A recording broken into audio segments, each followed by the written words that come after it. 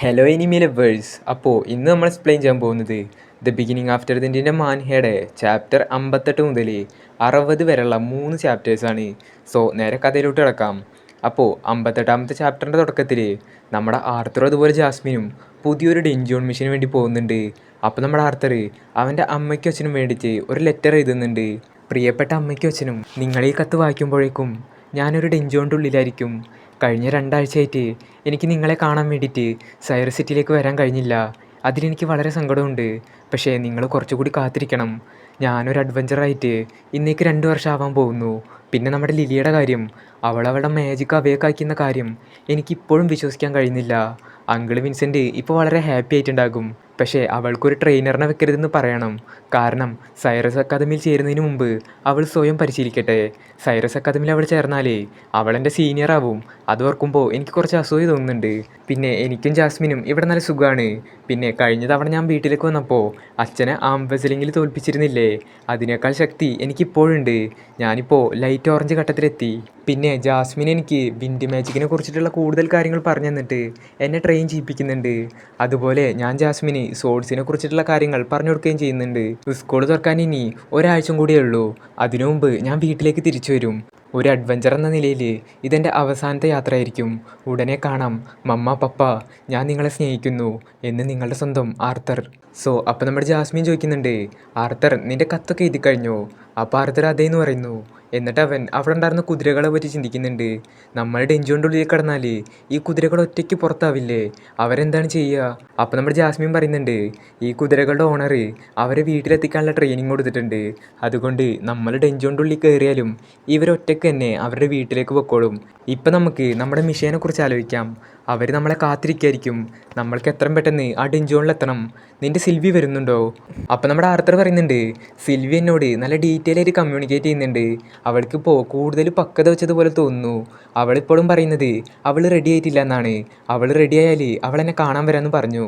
അപ്പോൾ നമ്മുടെ ജാസ്മിൻ പറയുന്നുണ്ട്, അവൾ സൈറസ് അക്കാദമി തുറക്കുന്നതിന് മുമ്പ് സ്ട്രോങ് ആവാൻ വേണ്ടിയിട്ട് ട്രെയിൻ ചെയ്യായിരിക്കും. സോ ഇപ്പം നമ്മുടെ സിൽവി ആർത്തറുമായിട്ട് വേർപിരിഞ്ഞിട്ട് 2 വർഷമായിരിക്കുന്നു. അന്നാൾ നമ്മുടെ സിൽവി ആർത്തറിനെ വിട്ട് പോയതിനു ശേഷം പിന്നീട് ഇവർ രണ്ടുപേരും ഒരുമിച്ച് നടന്നിട്ടില്ല. ഇടയ്ക്കൊക്കെ സിൽവി ആർത്തറിനെ കാണാൻ വരും, പക്ഷേ ഇവർ ഒരുമിച്ച് നടക്കാറില്ല. സോ ജസ്റ്റ് ലൈക്ക് നമ്മുടെ ആർത്തറിനെ പോലെ അവനവൻ്റെ റിയൽ ഫൈറ്റ്സിലൂടെ അവൻ്റെ ശക്തി വർദ്ധിപ്പിക്കുന്നതിന് വേണ്ടിയിട്ട് അവനൊരു അഡ്വഞ്ചർ ആവാൻ തീരുമാനമെടുത്തു. എന്നിട്ട് അവൻ അവൻ്റെ ഫാമിലിയിൽ നിന്ന് അകന്നു നിന്നു. ഇടയ്ക്കൊക്കെ അവൻ അവൻ്റെ ഫാമിലിയെ കാണാൻ പോകുന്നുണ്ട്. അതുപോലെ തന്നെയാണ് നമ്മുടെ സിൽവിയും ചെയ്യുന്നത്. റിയൽ ഫൈറ്റ്സിലൂടെ അവളുടെ ശക്തി വർദ്ധിപ്പിക്കാൻ വേണ്ടിയിട്ട് അവളുടെ കുടുംബമായിട്ടുള്ള ആർത്തറിൽ നിന്ന് മാറി നിന്നു. ഇടയ്ക്കൊക്കെ ആർത്തറിനെ കാണാൻ വേണ്ടി വരും. സോ ഇപ്പം നമ്മുടെ സിൽവി മറ്റു മാനബീസ്റ്റുമായിട്ട് ഫൈറ്റ് ചെയ്തിട്ട് വളരെ സ്ട്രോങ് ആയിട്ടുണ്ട്. നമ്മൾ പണ്ട് കണ്ട സിൽവി അല്ല ഇപ്പോഴുള്ള സിൽവി. അവളുടെ രൂപം തന്നെ ആകെ മാറിയിരിക്കുന്നു. സോ അപ്പോൾ നമ്മുടെ ജാസ്മിൻ പറയുന്നുണ്ട്, നമുക്ക് എത്രയും പെട്ടെന്ന് തന്നെ ആ ഡെഞ്ചോണിലെത്തണം. അവർ നമ്മളെ കാത്തു നിൽക്കുന്നുണ്ടാകും. എന്നിട്ട് അവർ അവിടെ നിന്ന് പോകുന്നു. അങ്ങനെ അവർ ആ ഡെഞ്ചോണിലെത്തുന്നുണ്ട്. അപ്പോൾ ഒരാൾ പറയുന്നുണ്ട്, ദാ അങ്ങോട്ട് നോക്ക്, അവരെത്തിക്കഴിഞ്ഞു. അപ്പോൾ നമ്മുടെ ആർത്തർ അവൻ്റെ കുതിരപ്പുറത്ത് നിന്ന് ഇറങ്ങുമ്പോൾ ലൂക്കാസിനെ കാണുന്നുണ്ട്. അപ്പോൾ അവൻ അവൻ്റെ മൈൻഡ് ചിന്തിക്കുന്നുണ്ട്, ഇതാ കുട്ടിയല്ലേ അന്നാൾ പ്രശ്നം ഉണ്ടാക്കി പോയവൻ. സോ അപ്പോൾ ഒരാൾ പറയുന്നുണ്ട്, നിങ്ങൾ രണ്ടുപേരുമാണല്ലേ അവസാനമായിട്ട് സൈനപ്പ് ചെയ്തത്. നിങ്ങളെ കിട്ടിയതിൽ സന്തോഷമുണ്ട്. പാർട്ടിയിലേക്ക് നിങ്ങളെ പരിചയപ്പെടുത്താം. എൻ്റെ പേര് റെജിനാൽ ബാസ്റ്റിയോൺ. ഞാനൊരു എ ക്ലാസ് ഓഗുമെൻ്ററാണ്. എർത്ത് ആട്രിബ്യൂട്ടാണ് ഉപയോഗിക്കുന്നത്, സോളിഡ് യെല്ലോ ഘട്ടത്തിൽ. പിന്നെ നിങ്ങൾക്ക് ലൂക്കാസിന് പരിചയമുണ്ടെന്ന് തോന്നുന്നു. അവനൊരു എ ക്ലാസ് കോൺജുററാണ്, ഡാർക്ക് യെല്ലോ സ്റ്റേജിൽ. അതുപോലെ സ്പെഷ്യൽ എലമെൻറ്റ് ഫയർ. പിന്നെ ഇതാണ് ക്രിയോൾ മാസർ, അവനൊരു വാട്ടർ ആട്രിബ്യൂട്ട് ഓഗുമെൻ്ററാണ്.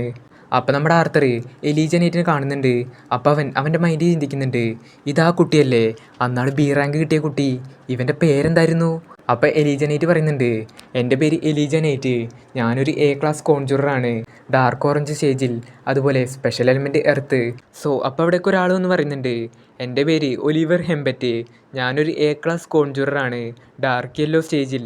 അതുപോലെ ഞാനൊരു എമിറ്റർ ഡെവിയൻ്റ് കൂടിയാണ്, ഈലിംഗിൽ സ്പെഷ്യലൈസേഷൻ. സോ ഡെവിയൻ്റ് എന്താണെന്ന് വെച്ചിട്ടുണ്ടെങ്കിൽ 4 എലമെൻസും ഉപയോഗിക്കുന്ന ആളുകളെയാണ് നമ്മൾ ഡെവിയൻ്റ് എന്ന് വിളിക്കുന്നത്. അതുപോലെ നമ്മുടെ ഒലിവർ ഹെമ്പറ്റ് ആലീസിനെ പോലത്തെ ഒരു ഹീലറാണ്. അപ്പോൾ നമ്മുടെ ആർത്തർ അവൻ്റെ മൈൻഡിൽ ചിന്തിക്കുന്നുണ്ട്, നമ്മുടെ ഗ്രൂപ്പിൽ ഒരു ഹീലർ ഉള്ളത് വളരെ നല്ല കാര്യമാണ്. സോ അതിനുശേഷം ഒരു പെൺകുട്ടി പറയുന്നുണ്ട്, അടുത്തതായിട്ട് എൻ്റെ പേര് സമാന്ത ടെമ്പസ്. ഞാനൊരു എ ക്ലാസ് കോൺജുററാണ്, ഡാർക്ക് യെല്ലോ സ്റ്റേജിൽ. അതുപോലെ സ്പെഷ്യൽ എലമെൻറ്റ് വാട്ടർ. ഞാൻ നിങ്ങളെക്കുറിച്ച് ഒരുപാട് കേട്ടിട്ടുണ്ട്. ഡെഞ്ചോൻ്റെ ഉള്ളിൽ കയറിയാൽ നിങ്ങളെന്നെ സംരക്ഷിക്കുമോ? അപ്പോൾ അവിടേക്ക് വേറൊരാൾ വരുന്നുണ്ട്. എൻ്റെ പേര് ബ്രാൽഡ് ലാൻഡൻ. ഞാനൊരു എ ക്ലാസ് ഓഗുമെൻ്ററാണ്. ലൈറ്റ് യെല്ലോ സ്റ്റേജിൽ അതുപോലെ സ്പെഷ്യൽ എലമെൻറ്റ് ഫയർ ഞാനായിരിക്കും ഇന്ന് നിങ്ങളെ ലീഡ് ചെയ്യാൻ പോകുന്നത്. ഇനി നിങ്ങളെക്കുറിച്ച് പറയ്. അപ്പോൾ നമ്മുടെ ജാസ്മിൻ പറയുന്നുണ്ട്, എൻ്റെ പേര് Jasmine, light yellow stage, A class augmenter, വിൻ്റെ ആട്രിബ്യൂട്ട് 2 സോഡാണ് ഉപയോഗിക്കുന്നത്. അപ്പോൾ ബ്രാൾഡ് പറയുന്നുണ്ട്, അതെന്തായാലും നന്നായി. ഒരു ഗ്രൂപ്പിൽ 2 എ ക്ലാസ്സിലുള്ള അഡ്വഞ്ചേഴ്സ് ഉള്ളത് വളരെ നല്ലതാണ്. അപ്പോൾ നമ്മുടെ ആർത്തർ പറയുന്നുണ്ട്, എൻ്റെ പേര് നോട്ട്, ഞാനൊരു എ ക്ലാസ് ഓഗുമെൻ്ററാണ്, ലൈറ്റ് ഓറഞ്ച് സ്റ്റേജിൽ അതുപോലെ സ്പെഷ്യൽ എലമെൻറ്റ് ഫയർ. അപ്പോൾ സമാന്ത് വയ്ക്കുന്നുണ്ട്, നിങ്ങൾക്ക് 4 എലമെൻറ്റ്സ് ഉപയോഗിക്കാൻ പറ്റുമെന്ന് ഞാൻ കേട്ടിട്ടുണ്ടല്ലോ. അപ്പോൾ നമ്മുടെ ആർത്തർ പറയുന്നുണ്ട്, ഞാൻ എൻ്റെ വ്യക്തിപരമായ കാരണങ്ങൾ മൂലം എൻ്റെ ഫുൾ മാജിക് ഉപയോഗിക്കാറില്ല. അപ്പോൾ ബ്രാൾഡ് ആർത്തറിനോട് ജാസ്മിനോടും ചോദിക്കുന്നുണ്ട്, നിങ്ങളുടെ രണ്ടുപേരുടെയും കയ്യിൽ ഡയമെൻഷണൽ റിംഗ് ഉണ്ടോ? അപ്പോൾ ആർത്തറും ജാസ്മിനും ഇല്ല എന്ന് പറയുന്നുണ്ട്. അപ്പോൾ ബ്രാൾഡ് ലൂക്കാസിനോട് ചോദിക്കുന്നുണ്ട്. അപ്പോൾ ലൂക്കാസ് പറയുന്നുണ്ട്, എൻ്റെ അടുത്തില്ല, വേണമെങ്കിൽ ഒലിവറിനോട് ചോദിച്ചു നോക്ക്. അപ്പോൾ ഒലിവർ പറയുന്നുണ്ട്, ഞാൻ ഇട്ടിരിക്കുന്നത് മിസ് സമാന്തയുടെ കയ്യിലുള്ള സാധനമാണ്. അപ്പോൾ എലിജാനൈറ്റ് പറയുന്നുണ്ട്, എൻ്റെ റിങ്ങിൽ കുറച്ച് സ്ഥലമുണ്ട്. എന്നിട്ട് എലിജാനൈറ്റ് അവൻ്റെ റിങ്ങിത്തെ പവർ നമ്മുടെ ആർത്തറിന് കൈമാറുന്നു. അപ്പോൾ നമ്മുടെ ആർത്തർ ചിന്തിക്കുന്നുണ്ട്, ലൂക്കാസ് ഞാൻ പ്രതീക്ഷിച്ചതുപോലെ തന്നെ, പക്ഷേ എലീജയുടെ കയ്യിൽ ഒരു ഡയമെൻഷൻ റിംഗ് ഉണ്ടെന്ന് ഞാൻ കരുതിയിരുന്നില്ല. ഫ്ലോട്ടിംഗ് സിറ്റി ഓഫ് സൈറസ് നിർമ്മിച്ച അല്ലെങ്കിൽ സൈറസ് സിറ്റി നിർമ്മിച്ച അതേ പുരാതന മാന്ത്രികന്മാരാണ് ഈ ഡയമെൻഷൻ റിംഗ് നിർമ്മിച്ചിരിക്കുന്നത്. അതുകൊണ്ട് തന്നെ ചെറിയ സ്റ്റോറേജ് സ്പേസ് ഉള്ള ഒരു ഡയമെൻഷൻ റിങ്ങിന് വരെ ആയിരക്കണക്കിന് സ്വർണ്ണ നാണയങ്ങൾ വില വരും. ഈ ഡയമെൻഷനൽ റിംഗ് ഉപയോഗിക്കുന്നത് എന്തിനാന്ന് വെച്ചിട്ടുണ്ടെങ്കിൽ ഒരു ഡയമെൻഷനിൽ നിന്ന് മറ്റൊരു ഡയമെൻഷനിലേക്ക് കടക്കുന്നതിന് വേണ്ടിയിട്ടാണ്. ഉദാഹരണത്തിന് നമ്മുടെ ഭൂമിയിൽ നിന്ന് മറ്റൊരു ഡയമെൻഷനായിട്ടുള്ള ഡെൻജോണിലേക്ക് കടക്കുന്നതിന് വേണ്ടിയിട്ട് ഈ റിങ്സ് ഉപയോഗിക്കുന്നു. ഇപ്പം നമ്മുടെ എലിജാനൈറ്റ് അവൻ്റെ റിങ്ങിലുള്ള പവേഴ്സ് നമ്മുടെ ആർത്തറിന് കൈമാറാണ് ചെയ്തത്. അപ്പോൾ നമ്മുടെ ആർത്തർ എലീജയോട് താങ്ക്സ് പറയുന്നുണ്ട്. അപ്പോൾ എലീജ ആർത്തറെ നോക്കി ചിരിക്കുന്നുണ്ട്. അപ്പോൾ ബ്രാൾഡ് പറയുന്നുണ്ട്, എല്ലാവരും തയ്യാറല്ലേ? എന്നാൽ പിന്നെ നമുക്ക് ആ ഡെൻജോൻ്റെ ഉള്ളിലേക്ക് കിടക്കാം. അങ്ങനെ ഇവർ ഡെൻജോൻ്റെ ഉള്ളിലേക്ക് കിടക്കുന്നുണ്ട്. അപ്പോൾ ബ്രാൾഡ് പറയുന്നുണ്ട്, നമ്മളിപ്പോൾ ഡെൻജോൻ്റെ ആദ്യത്തെ ലെവലിൽ എത്തിയിരിക്കുന്നു, എല്ലാവരും ജാഗ്രതയോടെ ഇരിക്കുക. അപ്പോൾ ലൂക്കാസ് പറയുന്നുണ്ട്, നമ്മൾ ഡെൻജോൻ്റെ ഫസ്റ്റ് ലെവലിലെത്തി, എന്നിട്ടും ഒരു മാനവീസിനെ പോലും കാണുന്നില്ലല്ലോ. അപ്പോൾ റെജിനോൾഡ് പറയുന്നുണ്ട്, അത് വളരെ വിചിത്രം തന്നെ. അപ്പോൾ മുകളിൽ നിന്നൊരു കല്ല് താഴോട്ട് വീഴുന്നുണ്ട്. അപ്പോൾ ബ്രാൾഡ് മുകളിലേക്ക് നോക്കുമ്പോൾ വവ്വാല് പോലത്തെ കുറേ ജീവികളെ കാണുന്നുണ്ട്. അപ്പോൾ ബ്രാൾഡ് പറയുന്നുണ്ട്, ബാറ്റ് റണ്ണേഴ്സ് എല്ലാവരും ഫോർമേഷനിൽ നിൽക്ക്. അപ്പോൾ എല്ലാവരും ഫോർമേഷനിൽ നിൽക്കുന്നുണ്ട്. എന്നിട്ട് റെജിനാൾഡ് അവൻ്റെ ഹാമർ ഉപയോഗിച്ചുകൊണ്ട് അവയെല്ലാം അറ്റാക്ക് ചെയ്യുന്നു. നമ്മുടെ എലീജനൈറ്റ് അവൻ്റെ എർത്ത് മാജിക് ഉപയോഗിച്ചുകൊണ്ട് എർത്ത് ബുള്ളറ്റ് ഉണ്ടാക്കിയിട്ട് അവയെല്ലാം അറ്റാക്ക് ചെയ്യുന്നു. അപ്പോൾ ബ്രാൾഡ് പറയുന്നുണ്ട്, ഗായ്സ് നിങ്ങളവരെ കൊല്ലുന്നതിൽ കാര്യമില്ല, നിങ്ങൾ നിങ്ങളുടെ മാനയും അതുപോലെ സ്റ്റാമിനയും സേവ് ചെയ്യാൻ നോക്ക്. അപ്പോൾ നമ്മുടെ ലൂക്കാസ് അവൻ്റെ ഫയർ മാജിക് ഉപയോഗിച്ചുകൊണ്ട് അവയെല്ലാം അറ്റാക്ക് ചെയ്യുന്നു. അപ്പോൾ ബ്രാൾഡ് പറയുന്നുണ്ട്, നിന്നോട് ഞാൻ എന്താ പറഞ്ഞത്, നിൻ്റെ മാന സേവ് ചെയ്യാനല്ലേ, പിന്നെ നീ എന്തിനാ അവരെ അറ്റാക്ക് ചെയ്തത്? അപ്പോൾ ലൂക്കാസ് പറയുന്നുണ്ട്, ഞാൻ ചെയ്തതിൽ എന്താണ് തെറ്റ്? ഞാൻ അവരെ പെട്ടെന്ന് കൊല്ലാൻ ശ്രമിച്ചതാണ്, അതുകൊണ്ട് മറ്റുള്ളവർക്ക് അവരുടെ മാന സേവ് ചെയ്യാൻ പറ്റും. അപ്പോൾ ബ്രാൾഡ് പറയുന്നുണ്ട്, എല്ലാവരും പെട്ടെന്ന് തയ്യാറാവൂ, ഇവരെ എണീക്കുന്നതിന് മുമ്പ് നമുക്ക് ഈ സ്ഥലം വിട്ട് പോകണം. അപ്പോൾ ഒരു ബാറ്റ് റണ്ണർ എണീക്കുന്നുണ്ട്. അപ്പോൾ ക്രിയോള് അതിനെ അറ്റാക്ക് ചെയ്യുന്നു. അതിനുശേഷം ഇവർ ഈ സ്ഥലം വിട്ട് പോകുന്നു. ഈ ഡെൻജോണിന് ഒരു പ്രത്യേകത ഉണ്ട്. എന്താണെന്ന് വെച്ചിട്ടുണ്ടെങ്കിൽ ഇവിടുത്തെ മാനബീസസിനൊന്നും മരണമില്ല. അതായത് ഇവിടുത്തെ മാനബീസസിനെ നമുക്ക് കൊല്ലാൻ കഴിയില്ല.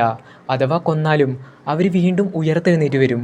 അതുകൊണ്ട് തന്നെ ധാരാളം അഡ്വഞ്ചർമാർ ഈ ഡെൻജോണിലോട്ട് വരാറില്ല. കാരണം ഇവിടുത്തെ ബീസ്റ്റസിനെ കൊല്ലാൻ കഴിയില്ല. ബീസ്റ്റസിനെ കൊന്നാൽ മാത്രമേ അവരുടെ ബീസ്റ്റ് കോർ എടുക്കാൻ പറ്റൂ. ആ ബീസ്റ്റ് കോർ വിറ്റാലാണ് പൈസ ലഭിക്കുക. പൈസ ലഭിക്കാൻ വേണ്ടിയിട്ടാണ് അഡ്വഞ്ചർമാർ ഡെൻജോണിലേക്ക് പോകുന്നത്. അതുകൊണ്ട് തന്നെ അഡ്വഞ്ചർമാരധികം ഈ ഡെൻജോണിലോട്ട് കയറാറില്ല. ഈ ഡെൻജോൺ ആദ്യമായിട്ട് കണ്ടെത്തിയ അഡ്വഞ്ചർമാർ ഈ ഡെൻജോണിൻ്റെ പേരെന്താണെന്ന് അറിയാമോ? ദ ഡയർ ടോംസ്, അതായത് ഭീഷണമായ ശവക്കുഴികൾ. നമ്മുടെ ആർത്തറിനാണെങ്കിൽ അവന് ഈ ഡെൻജോണിൻ്റെ കഥകളൊക്കെ കേട്ടിട്ട് അതിനോട് കൂടുതൽ ക്യൂരിയോസിറ്റി തോന്നിയിട്ട് ഇതൊക്കെ സത്യമാണോ എന്നറിയാൻ വേണ്ടിയിട്ടാണ് അവൻ ഈ ഡെൻജോണിലോട്ട് വന്നത്. അപ്പോൾ ബ്രാൾഡ് പറയുന്നുണ്ട്, ഇതാണ് ഞാൻ കഴിഞ്ഞ തവണ കണ്ട ആ രഹസ്യവാതിൽ. എലീജ, നിനക്കിതിന് മുകളിൽ കയറാൻ പറ്റിയ ഒരു കൈപ്പിടി ഉണ്ടാക്കാൻ പറ്റുമോ? അപ്പോൾ നമ്മുടെ എലീജ അവൻ്റെ എർത്ത് മാജിക് ഉപയോഗിച്ചുകൊണ്ട് കുറേ കൈപ്പിടികൾ ഉണ്ടാക്കുന്നു. ആ കൈപ്പിടികൾ പിടിച്ചുകൊണ്ട് ഇവരെല്ലാവരും അതിന് മുകളിലേക്ക് കയറുന്നു. അപ്പോൾ ബ്രാൾഡ് പറയുന്നുണ്ട്, ഞാൻ കഴിഞ്ഞ തവണ ഇതുവരെയാണ് വന്നത്, ഇനി അങ്ങോട്ട് എന്താണുള്ളതെന്ന് എനിക്കറിയില്ല. ചിലപ്പോൾ ബാറ്റ് റണ്ണർമാരെ വീണ്ടും ജീവിപ്പിക്കാൻ ഉപയോഗിക്കുന്ന വല്ല പുരാതന വസ്തുക്കളും ഉണ്ടായിരിക്കും. ഞാൻ പറഞ്ഞല്ലോ, ഈ ഡെൻജോണിലുള്ള മാനബീസസിനെ നമുക്ക് കൊല്ലാൻ കഴിയില്ല. കൊന്നാലും അവർ വീണ്ടും പുനർജീവിക്കും. അതുകൊണ്ട് തന്നെ അവരെ പുനർജീവിപ്പിക്കുന്ന ഒരു പുരാതന വസ്തു ഈ ഡെൻജോണിലുണ്ടെന്ന് നമ്മുടെ ബ്രാൾഡ് വിശ്വസിക്കുന്നുണ്ട്. ആ വസ്തു കിട്ടിയാൽ അത് വിറ്റുണ്ടെങ്കിൽ നല്ല പൈസ ലഭിക്കും. അതാണ് ഇവരുടെ ലക്ഷ്യം. അപ്പോൾ ക്രിയോൺ പറയുന്നുണ്ട്, അതെന്തായാലും കുഴപ്പമില്ല, ഇവിടെ നിന്ന് കിട്ടുന്ന സ്വർണ്ണത്തിൽ നിന്ന് എൻ്റെ ഭാഗം എനിക്ക് കിട്ടിയാൽ മതി. അപ്പോൾ ബ്രാൾഡ് പറയുന്നുണ്ട്, തീർച്ചയായിട്ടും ക്രിയോൾ, ഇപ്പം നമുക്ക് പോവാം. അങ്ങനെ അവർ അവിടുന്ന് പോകുന്നു. അപ്പോൾ നമ്മുടെ സമാന്തര അടുത്തോട്ട് എന്തോ ഒരു സാധനം പെട്ടെന്ന് വരുന്നുണ്ട്. അപ്പോൾ നമ്മുടെ ആർത്തർ സമാന്തയെ പിടിച്ചു മാറ്റുന്നുണ്ട്. അപ്പോൾ റിജിനാൾഡ് ബ്രാൾഡിനോട് ചോദിക്കുന്നുണ്ട്, ബ്രാൾഡ്, ഇവിടെ കെണികളുള്ള കാര്യം നീ ഞങ്ങളോട് പറഞ്ഞില്ലല്ലോ. അപ്പോൾ ബ്രാൾഡ് പറയുന്നുണ്ട്, ഞാൻ കഴിഞ്ഞ തവണ വന്നപ്പോൾ ഇവിടെ കെണികളൊന്നും ഉണ്ടായിരുന്നില്ല, ഇത് പുതിയതാണെന്നാണ് തോന്നുന്നത്. അപ്പോൾ ഒലിവർ ഹെമ്പറ്റ് സമാന്തയോട് ചോദിക്കുന്നുണ്ട്, നിനക്ക് കുഴപ്പമൊന്നുമില്ലല്ലോ, ഞാൻ നിന്നെ ഹീൽ ചെയ്ത് തരണോ? അപ്പോൾ സമാന്ത പറയുന്നുണ്ട്, ഇല്ല, എനിക്ക് കുഴപ്പമൊന്നുമില്ല. അപ്പോൾ നമ്മുടെ ആർത്തർ പറയുന്നുണ്ട്, ഇതൊരു കെണിയല്ല, ഇതൊരു മാന ബീസ്റ്റാണ്. അപ്പോൾ ബ്രാൾഡ് പറയുന്നുണ്ട്, എല്ലാവരും അടുപ്പിച്ച് നിൽക്ക്, എല്ലാവരും അലർട്ടായിട്ടിരിക്കണം. എന്നിട്ട് അവർ അവിടുന്ന് പോകുന്നു. അപ്പോൾ ബ്രാൾഡ് പറയുന്നുണ്ട്, നമ്മളിവിടെ എത്തി. അപ്പോൾ നല്ല ചൂടുള്ള വായു അവിടുന്ന് വരുന്നുണ്ട്. അപ്പോൾ ബ്രാൾഡ് പറയുന്നുണ്ട്, എന്തോ ഒരു കുഴപ്പമുണ്ട്. അപ്പോൾ ലൂക്കാസ് പറയുന്നുണ്ട്, നിങ്ങൾ കഴിഞ്ഞ തവണ വന്നപ്പോൾ ഇത്ര ചൂടുണ്ടായിരുന്നോ? അപ്പോൾ ബ്രാൾഡ് പറയുന്നുണ്ട്, ഇല്ല, ഇത്ര ചൂടുണ്ടായിരുന്നില്ല, ഇപ്പം എന്തോ ഒരു കുഴപ്പമുണ്ട്. അപ്പോൾ നമ്മുടെ ആർത്തർ അവൻ്റെ മൈൻഡിൽ ചിന്തിക്കുന്നുണ്ട്, എനിക്കും അതിനുഭവപ്പെട്ടു, പക്ഷേ അതൊരു ചൂട് വായുവല്ല, ഈ ഡെഞ്ചോണിനുള്ളിലുള്ള പ്രഷർ അത് മുന്നിലേക്ക് വരുന്നതാണ്. അപ്പോൾ പെട്ടെന്ന് തന്നെ ആ ഡെഞ്ചോൺ കുലുങ്ങുന്നുണ്ട്. അപ്പോൾ നമ്മുടെ റിജിനാൾഡ് ബ്രാൾഡിനോട് ചോദിക്കുന്നുണ്ട്, ബ്രാൾഡ്, എന്താണ് സംഭവിക്കുന്നത്? അപ്പോൾ ബ്രാൾഡ് പറയുന്നുണ്ട്, എനിക്കറിയില്ല. അപ്പോൾ വലിയാത്തൊരു പുഴു ഇവർക്ക് നേരെ വരുന്നുണ്ട്. അപ്പോൾ ബ്രാൾഡ് പറയുന്നുണ്ട്, ക്രിയോൾ, നിൻ്റെ വാട്ടർ മാജിക് ഉപയോഗിച്ചുകൊണ്ട് ഒരു ഷീൽഡ് ഉണ്ടാക്ക്. അപ്പോൾ ക്രിയോളിൻ്റെ വാട്ടർ മാജിക് ഉപയോഗിച്ചുകൊണ്ട് ഒരു ഷീൽഡ് ഉണ്ടാക്കുന്നു. അപ്പോൾ ക്രിയോൾ ചോദിക്കുന്നുണ്ട്, ബ്രാൾഡ്, ഈ പുഴു നീ കഴിഞ്ഞ തവണ വന്നപ്പോൾ ഇവിടെ ഉണ്ടായിരുന്നോ? അപ്പോൾ ബ്രാൾഡ് പറയുന്നുണ്ട്, ഇല്ല, ഞാൻ ഈ പുഴുവിനെ കണ്ടിട്ടുണ്ടായിരുന്നില്ല. അപ്പോൾ ക്രിയോൾ പറയുന്നുണ്ട്, അങ്ങനെ വരാൻ വഴിയില്ല, ഇങ്ങനത്തെ ഒരു ഡെഞ്ചോണിൽ പുതിയൊരു മാനബീസ്റ്റിന് വരാൻ കഴിയില്ല. അപ്പോൾ ആ മാനബീസ്റ്റ് ഇവരൊന്നും അറ്റാക്ക് ചെയ്യാതെ വേറെ സ്ഥലത്ത് കൂടി പോകുന്നു.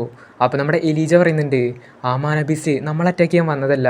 സോ അതിനുശേഷം ഒലിവർ പറയുന്നുണ്ട്, ശരി, ഇപ്പം നമ്മൾ എന്താ ചെയ്യേണ്ടത്? ഈ പുഴു തുറക്കുന്നത് നോക്കി നിൽക്കുകയാണോ, അതോ ഇവിടുത്തെ സ്വർണ്ണങ്ങളൊക്കെ എടുത്ത് പോവുകയാണോ വേണ്ടത് എന്ന് പറഞ്ഞിട്ട് ഒലിവർ ഫ്രണ്ടിലോട്ട് നടന്നു പോകുന്നു. അപ്പോൾ നമ്മുടെ ബ്രാൾഡ് പറയുന്നുണ്ട്, ഒലിവർ മുന്നിലേക്ക് നടന്നു പോകുന്നത് അത്ര സേഫ് അല്ല.